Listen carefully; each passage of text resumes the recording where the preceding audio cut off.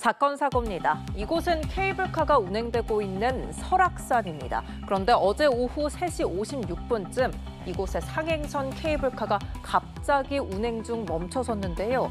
이 사고로 케이블카에 타고 있던 승객 42명과 하행선 승객 45명이 2시간 동안 내부에 고립됐습니다.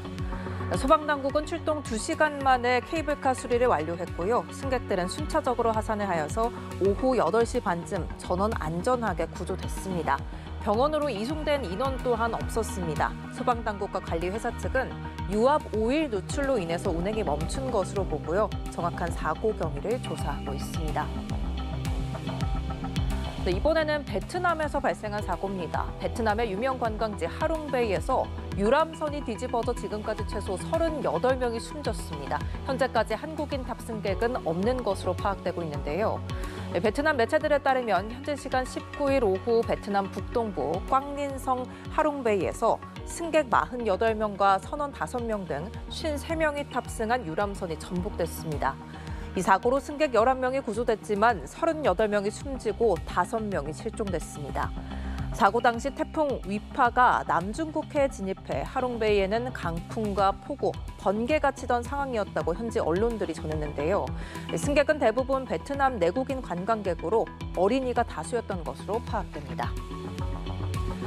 마지막 사건입니다. 어제 인천시 송도의 한 아파트 단지에서 60대 아버지가 사제총을 발사해 30대 아들이 숨졌습니다. 이 아파트에는 경찰들과 경찰 특공대원들이 내부로 들어가 대응에 나섰는데요.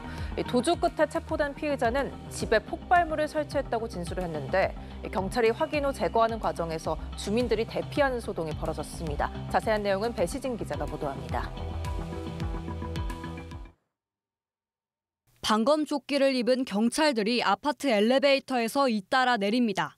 뒤이어 무장한 경찰 특공대원들도 아파트 내부로 진입합니다.